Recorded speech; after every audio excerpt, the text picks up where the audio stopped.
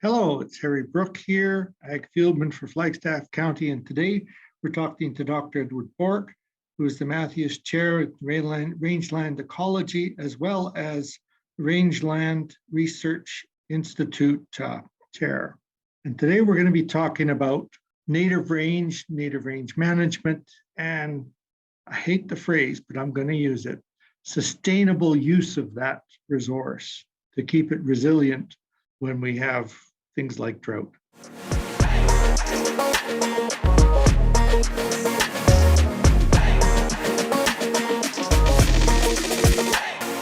You're listening to the official podcast of Flagstaff County.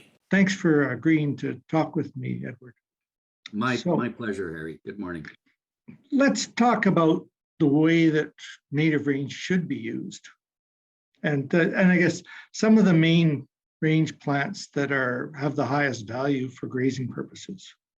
Yeah, that's a great question, Harry. So I think the first thing to recognize about our native ecosystems, there's often a lot of questions about, how suitable are they for grazing, and are they really sensitive? And the reality is, the first thing I want to emphasize is that these grasslands evolved for thousands and thousands of years with a lot of bison grazing and wildlife grazing. So they're actually pretty well adapted to cope with herbivory. So that's the first thing I want to get out there, just to make sure that everyone understands that. The real difference today versus, let's say, pre-European settlement, when we had just the wild ungulate grazing going on, is that we fragmented our landscape. So we've taken this big area of grassland, chopped it up into little pieces with roads and with fences and so on. And then we're managing these individual parcels of land and trying to make sure that we manage them for environmental, but also, of course, economic sustainability. Mm-hmm. So we want enough forage production and enough livestock production to make a living off of these areas. And so then the question becomes, well, how should we be grazing these native systems? And the reality is, once you start fragmenting up the landscape, it's often very tempting to throw your animals out there first thing in the spring. Yeah. You get your animals out there right when they're greening up, but that's probably not what we want to be doing. Mm-hmm. And the reason I say that is plants go through what we call these phenological cycles. So they start out in the spring, initiating their new leaf growth, initiating new roots, building up their photosynthetic factory, so to speak, what's above ground. And that process starts out really slowly. And then it really starts ramping up towards the latter part of May into early June. And that's our bread and butter growth period, where you get this explosive, rapid growth, long days, warm temperatures. And as long as we have the moisture, of course, you need moisture, you get this tremendous explosion of growth. The single biggest mistake that folks often make with these native systems is they graze them too early. Yeah. Because if you graze them too early, you're going to compromise that critical early growth period, and you're going to, by removing leaf area, it has a cascade of negative effects. So first of all, plants can no longer build the root systems that they need to get through the growing season. You're compromising the ability of the plants to get to those rapid stages of growth, that bread and butter period in late May and June. Take advantage of the weather conditions. Absolutely. So if you impede the development of that photosynthetic factory, and the other thing that early defoliation does is it starts to mess around with the meristematic tissues. So that's really where the plant is actually growing. Mm-hmm.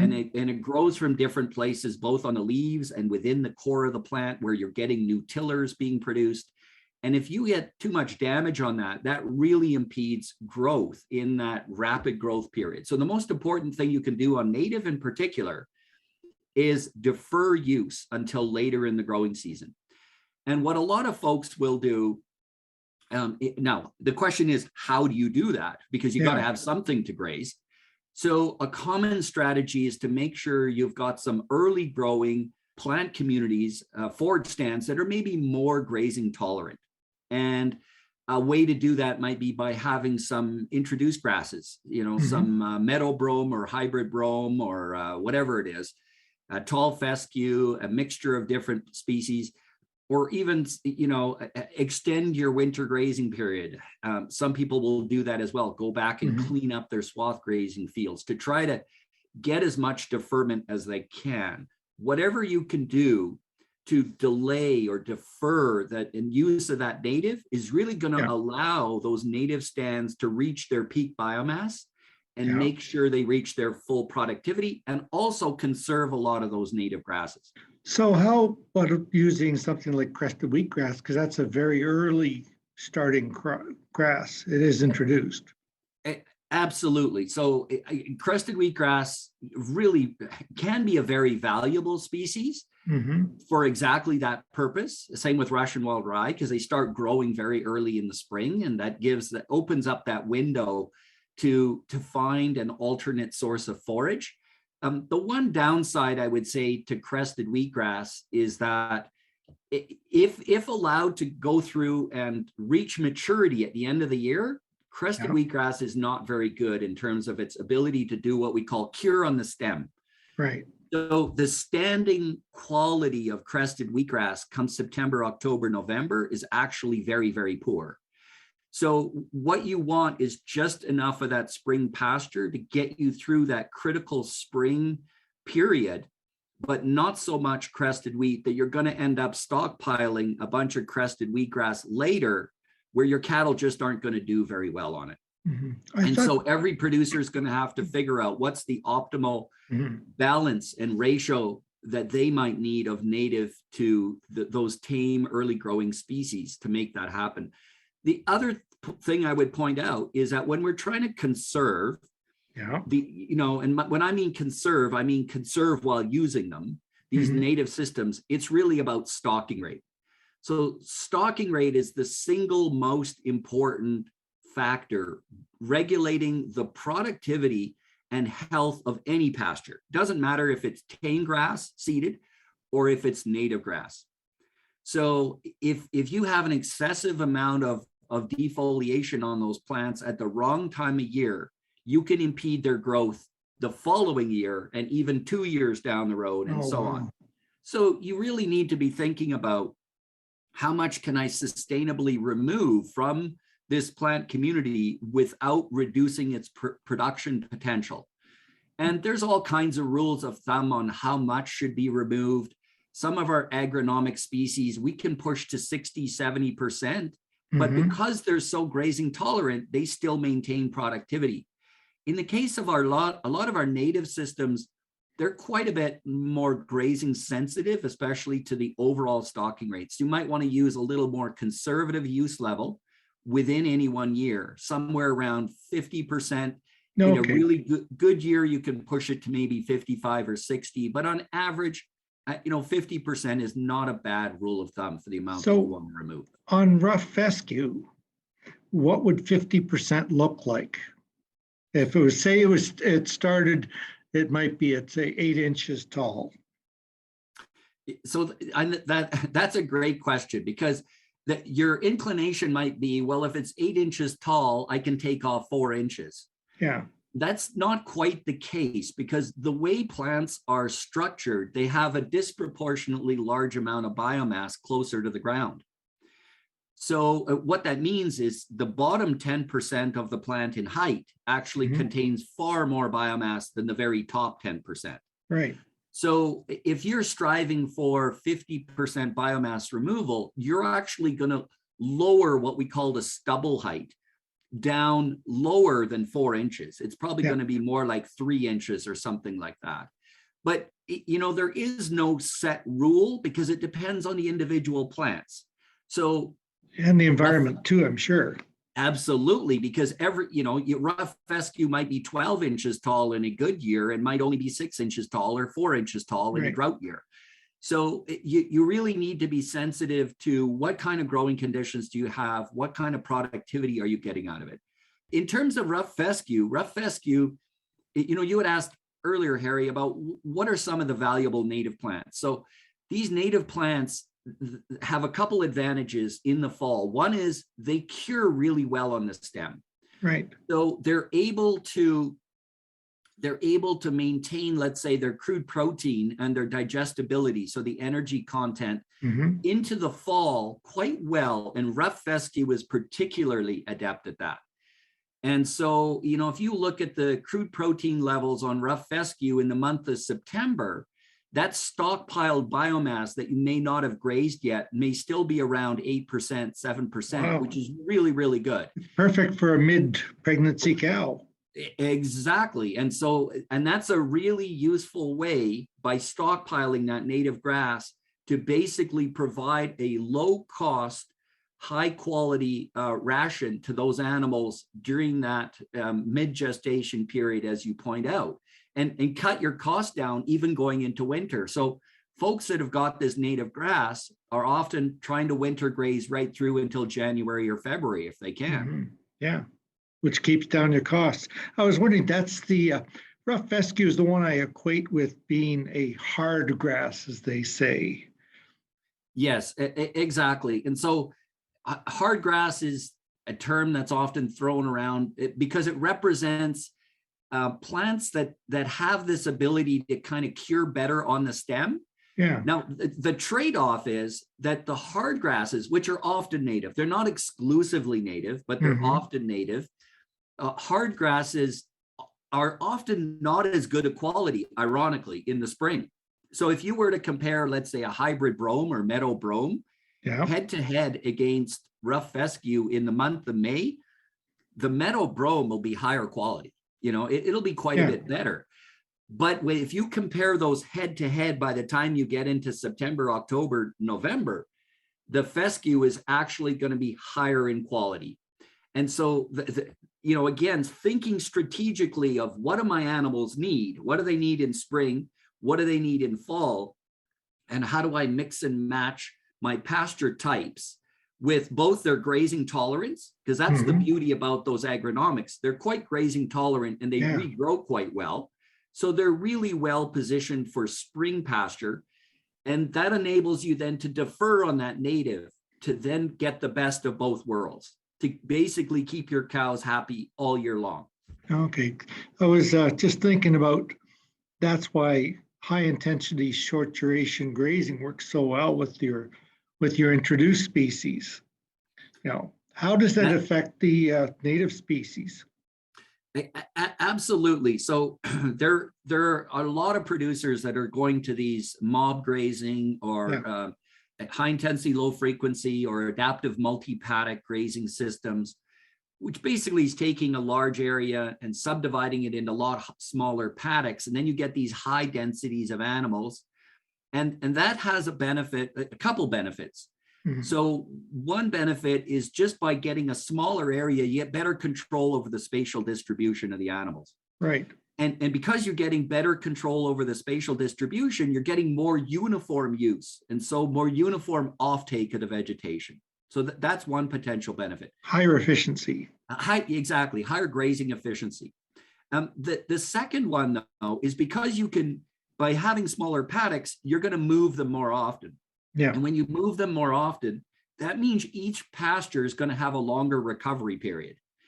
And it's that length of the recovery period that is really important to enable the grasses, because grasses by and large are quite defoliation tolerant. They're actually, as I said, if you go back pre-European settlement, there was lots of grazing that took place in Western Canada, including exactly.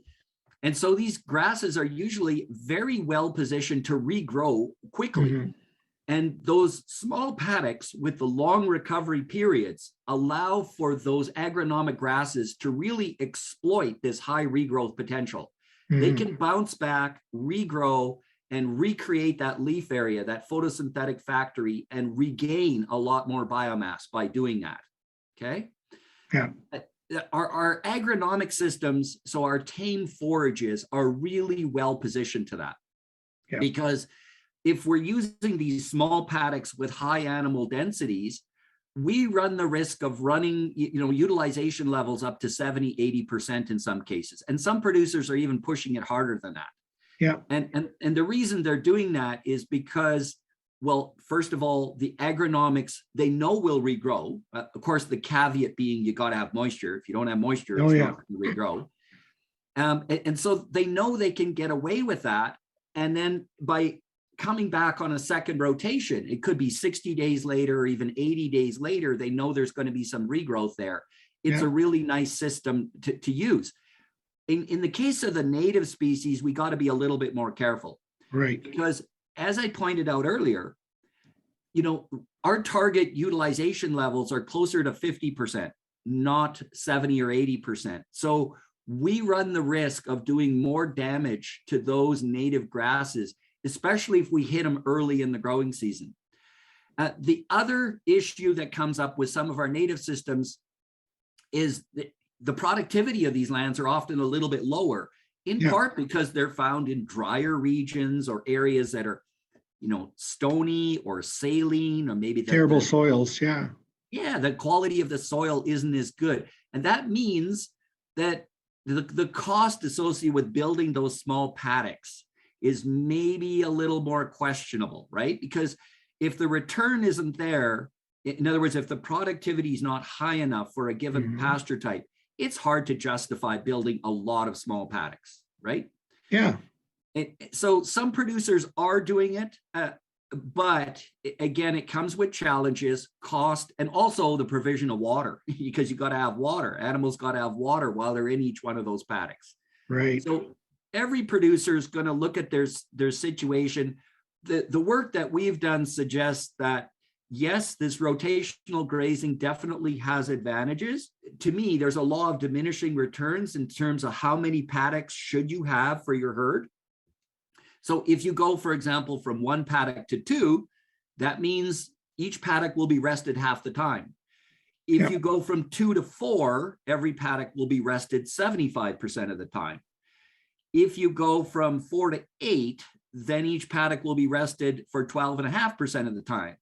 And eventually, if you keep going down that road, doing that exercise, eventually you're going to get to the point where maybe the benefits of more cross fencing and having to do more labor and more water allocation to those animals doesn't justify the extra cost that you have to go through. Law of diminishing returns. Exactly. It's the law of diminishing returns. And so every producer is going to be different in terms of finding where that sweet spot is. I've seen producers do really well under these mob grazing type systems, but I've also seen situations where producers are very successful doing a moderate rotation system where they're grazing for a week and then they're out of there for 4 weeks or 6 weeks. So, the grazing periods don't have to be 1 day like some producers are doing, or even 12 hours. Or even half a day. Yeah, right. Exactly. Even half a day. But to me, it does make sense to use a rotational system that fits your operation and tries to balance off the utilization with the recovery. Right. And that's going to also depend on your soil type. If you're in the black soil zone, it's a lot different than if you're in the brown soil zone where it's a lot drier. And Absolutely. your rest may be actually a year or year and a half. Totally. And the other thing that complicates this, if you're in a really dry area, like you're in southeastern Alberta or southwestern Saskatchewan, you have to remember those mixed grasslands actually shut down growth often in early to mid-July. Yeah. So at that point, you're grazing dormant grass anyways. Right. So at that point, you're basically grazing stockpiled grass under that regime. So any benefits of rotational grazing are more likely going to happen during that spring and maybe early summer. The one benefit that you still get, though, by rotationally grazing later in the year, even on dormant pasture, is improved distribution of animals. You're right. You need to have some native, or I should say some introduced grass species, like the smooth bromes or the meadow bromes, and some of the other forages in there to try and use during that peak season in May, June. Yeah, it's a matter of mixing and matching and making sure that the timing is right and the stocking rates are right. And if you do that, that's why we call it the art and science of grazing. Right. the science uses the best information available, but when the rubber hits the road in the field, it's really about interpreting the growth you have within any one year. Yeah, it's interesting because I've seen in some droughty years, you'll have a guy who's got a pasture looks great, and it's obviously he knows what he's doing, or else he sold all the cattle. But then there's the ones that even in a good year, the pasture has that tendency to look like a billiard table as far as the amount of growth that's left on there. Yeah, yes. And the thing that I would stress, because we just came through a very severe drought across much of Western Canada. And these droughts are becoming more frequent. Yes. They're not going to go away. We're going to see more of them, unfortunately. But the thing about drought planning is it starts years in advance. If you're making decisions on drought planning and what to do in August, the train has left the station, and you're working from behind, because drought planning is really about managing conservatively enough within any one year, including the above normal years. So even the wet years, so that you have enough carryover. So carryover meaning standing dead material and litter, in order to ensure that your grassland has maximum growth potential in subsequent years. So if you have a really, and this is a really interesting scenario we just came through, because we came through a very wet year in 2020. And a lot of producers might have looked at that and said, well, this is a bonus. I've got so much grass. Yeah. I can jack up my stocking rates. I'll buy a bunch of extra yearlings, put them out there and take advantage of it. And in the process, if they weren't sensitive to making sure that they had the carryover and litter into 2021, the drought year, they would have paid a very heavy price. And the reason for that is because, again, if you don't have enough litter, you're going to impede what we call the water cycle, or the hydrologic function. So you don't have as much infiltration of rainfall. You don't have the cool soil to make sure you don't have evaporation.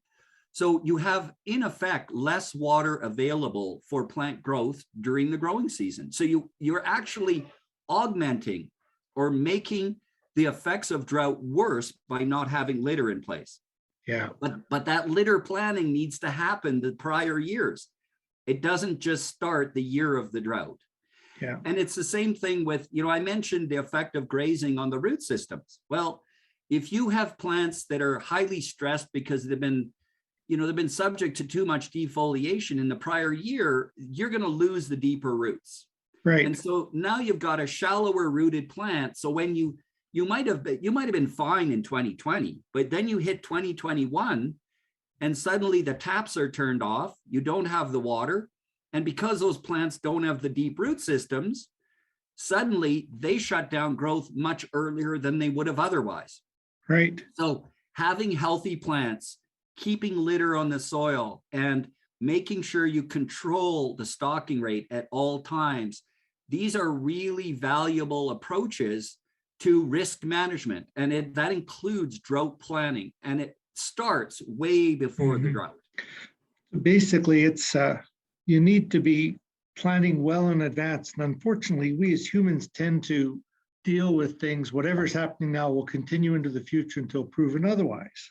But you can sure tell it sort of separates the men from the boys when it comes to grazing management. The ones that are doing a good job have been at it a long time, and they've learned at the School of Hard Knocks. I find it. Yeah, School of Hard Knocks, and I had one producer call it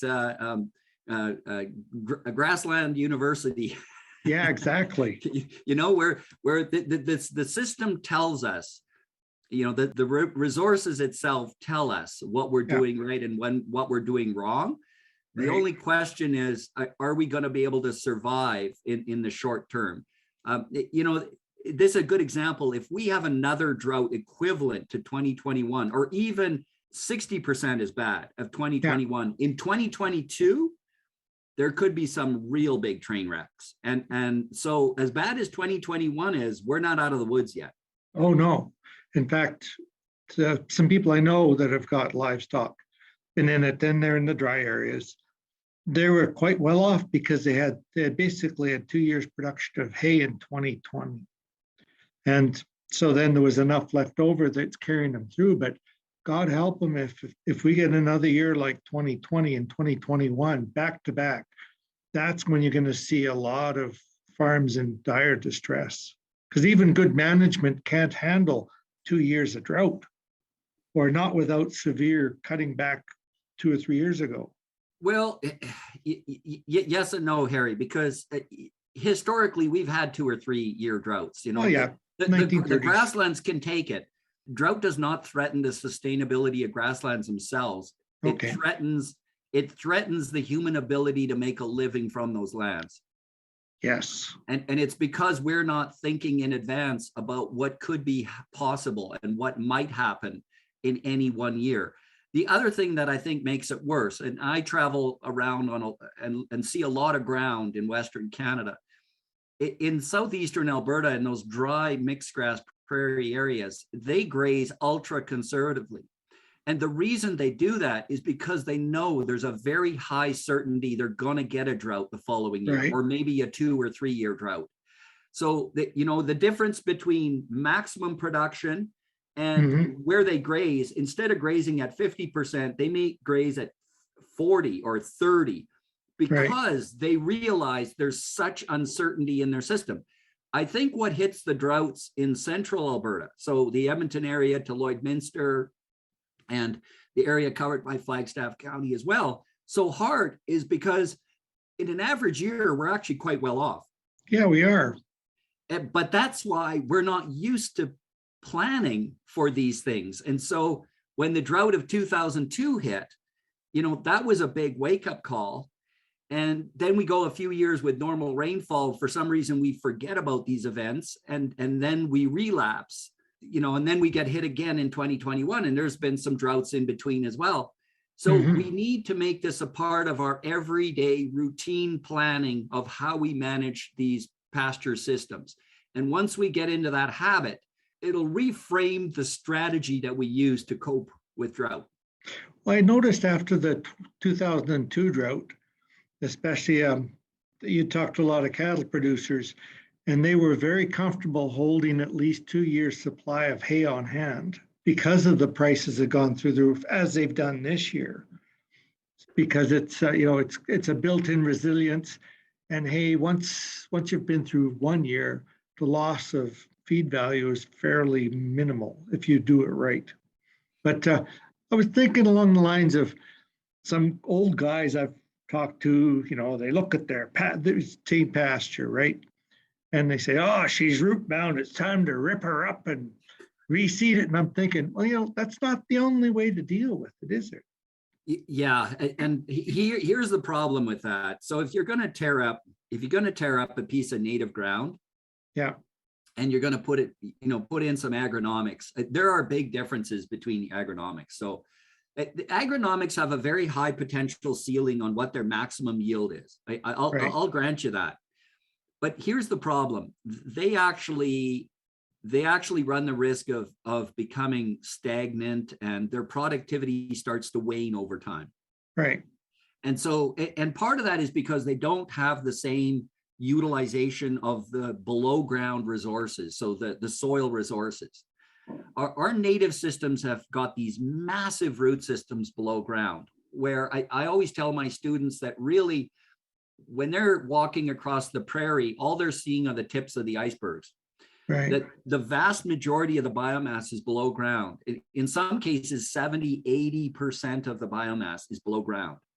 And it's those huge root systems that really make the fescue grasslands and our needle and thread grasslands so productive and drought tolerant, because what we're managing, or what we're utilizing, is just this little tiny tip of the iceberg.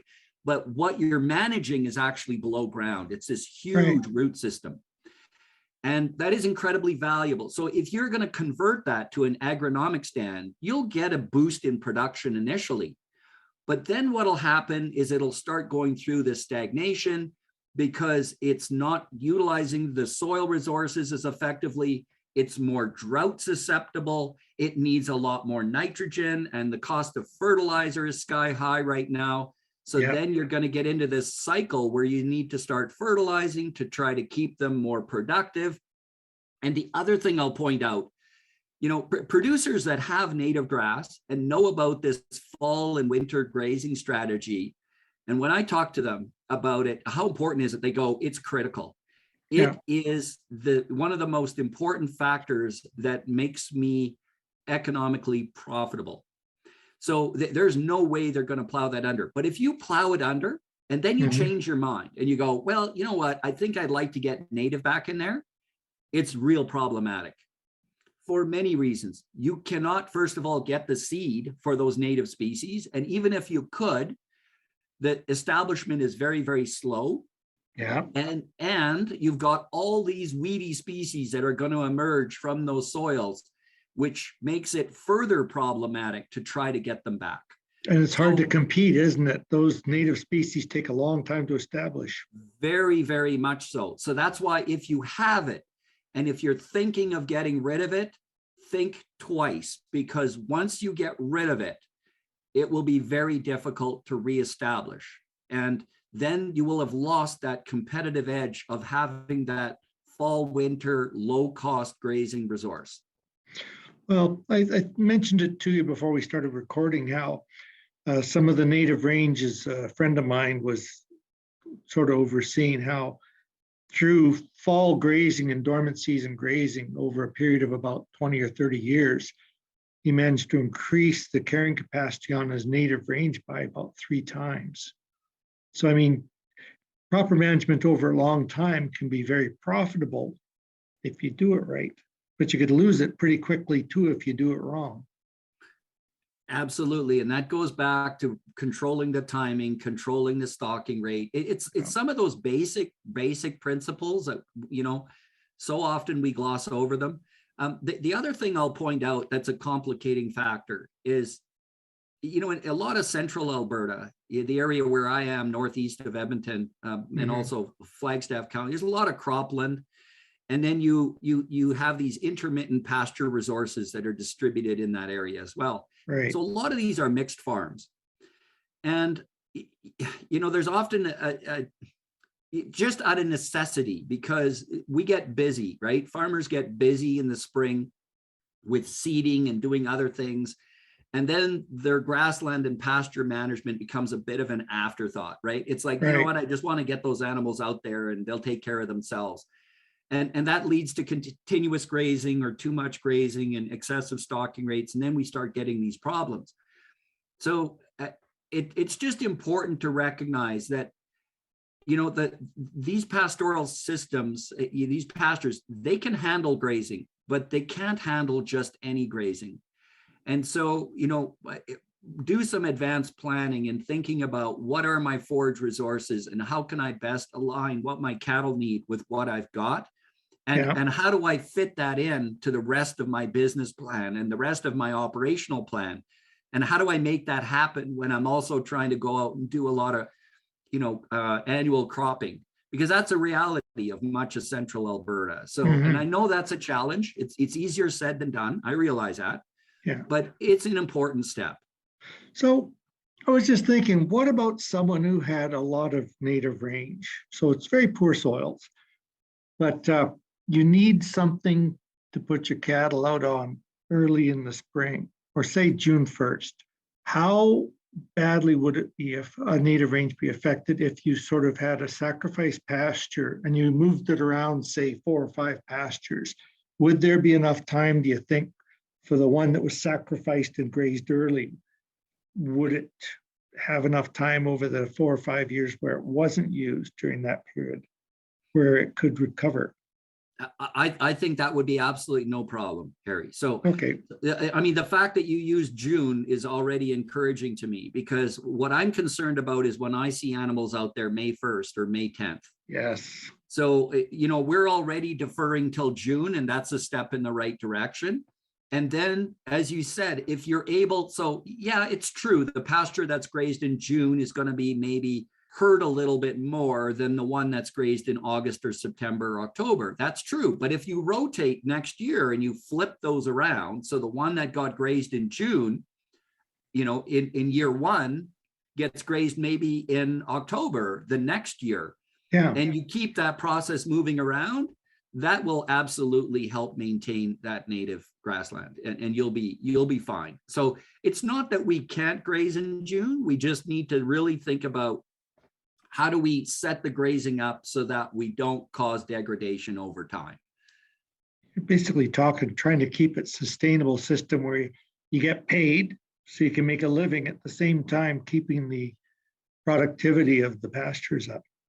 Absolutely. So we talked about rough fescue. What would be some of the other species of grasses that you might see in central Alberta, grasses and forbs as well, that have fairly high value? Wow.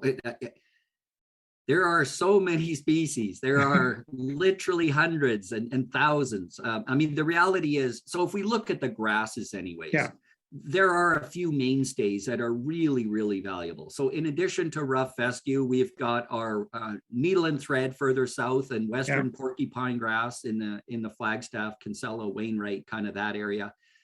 Both of those, especially the speargrass, is a western porcupine grass, has got this big fibrous root system that goes really, really deep into the soil. So it's one of our very valuable species, both for grazing and just for ensuring productivity and building soil carbon and things like that. Another species very common is both northern and western wheatgrass. Right. These are a mainstay. They produce a lot of biomass. They look a little bit like, most of us are familiar with quackgrass. It kind of looks like that, but it's not quite as tall. Very high quality and preferred cattle feed. Animals just love those plants. They're tolerant to all kinds of different conditions. They can handle a fair bit of aridity. They can handle some salinity. So you'll find them in areas with saltier soils. They can handle high clay soils. They can just handle a lot of different conditions, and they produce a lot of biomass as well. So between rough fescue, the western porcupine grass, and those wheat grasses in our grasslands, they provide probably 50, 60, 70% even of the usable biomass, and really valuable biomass. There's lots of other grasses as well, like June grass, blue grama grass, which is a warm season, so it doesn't gear up until later on in the summer. But collectively, there's so many different species. I could sit here for an hour. But, all of these species together, that's what makes our native system so darn valuable, because when you have a polyculture, so meaning lots of different species together, right, what happens is if in any one year, one or two species underperform, the other species will make up for it. Okay. So plant diversity in these native systems, it's a type of risk management. It's a hedge, really, to protecting against the downside or reductions in productivity. If it's too wet or too cold, or too dry, that diversity really adds to the productivity. And it's not just the grasses, there's lots of different legumes, different native milk vetches that fix nitrogen, the pea vines, which are really high quality species, vegeling, there's a plethora of native forbs, native broadleaf plants that are also consumed to a very high degree by cattle. In fact, I'll even go a step further. Okay. That if you look at some of our aspen stands, which are very common across this entire region, a lot of the shrubs and even the trees provide very high quality browse early in the year. Species like chokecherry and pincherry and Saskatoon. We like Saskatoon, but so do cattle, actually. And even early in the year, cattle will browse aspen leaves when they're young before they start to lignify later on in the summer. So those aspen stands are actually providing more diversity that's very effective to help make sure cattle can get through the year. The other interesting thing about these aspen stands, and a lot of people don't think about this in relation to drought, but when the taps turn off in a drought year, and many producers will probably recognize this, that when they walk across their pasture, often their pasture will look all brown, the grassland. And they'll think, wow, this is really drying down. The quality is declining on this. And then they'll go in the understory of the aspen and it's still green. And that's because there's higher humidity in the understory, which enables those plants to stay vegetative longer. And again, if your cattle are looking to get more nutritional, more nutrition in their diet during a drought period in the latter part of the growing season, where do they go? They go two places. They go to the wetlands because the wetlands have still got water, so they're still green. Yeah. They also go to the forest communities because they're still green.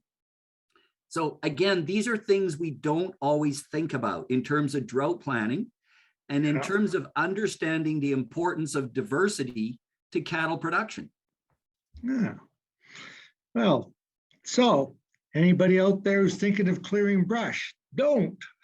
Yeah, well, we've seen a lot of brush clearing in our county on our cropland as land prices go up and crop prices. But well, is there anything I'm sure I've missed a lot of stuff.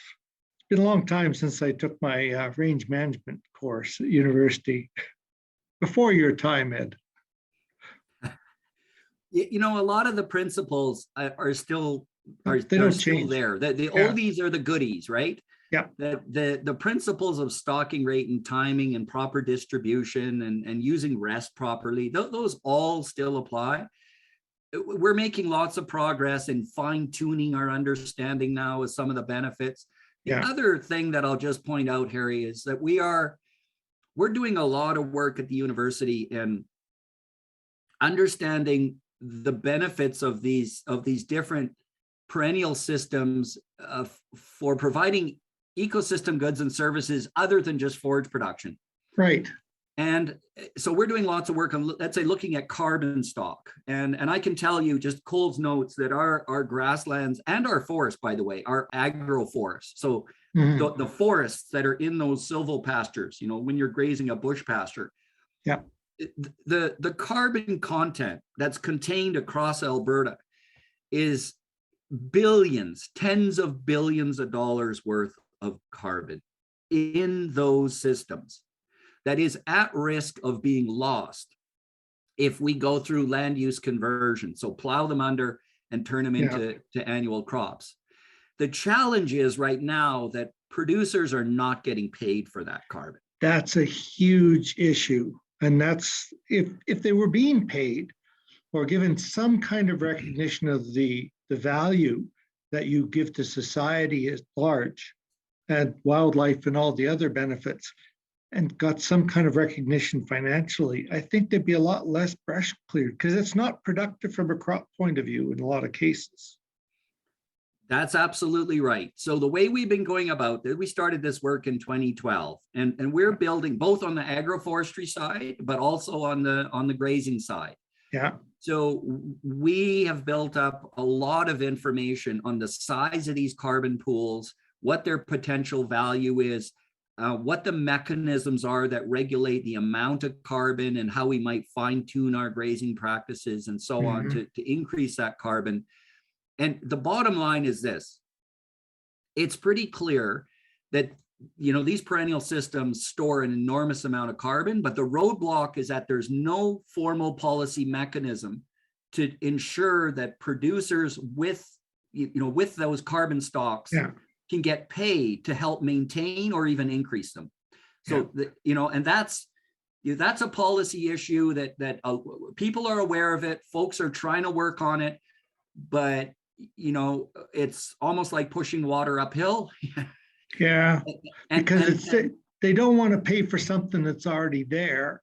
That's the problem. That goes to the heart of the problem. But at the same time, while they make that argument, we continue to hemorrhage carbon because of land use change. Yeah. And so at some point, they're going to have to recognize that fully valuing that carbon and making sure that producers get paid for all of the goods and services they're providing, not just forage. Yeah. And it goes to carbon. You mentioned wildlife as well. It's another one that there's essentially no payment for. And so there's a lot of outstanding credit, in my opinion, that producers in this province should be getting paid for. So Totally agree with you. Hopefully we can build a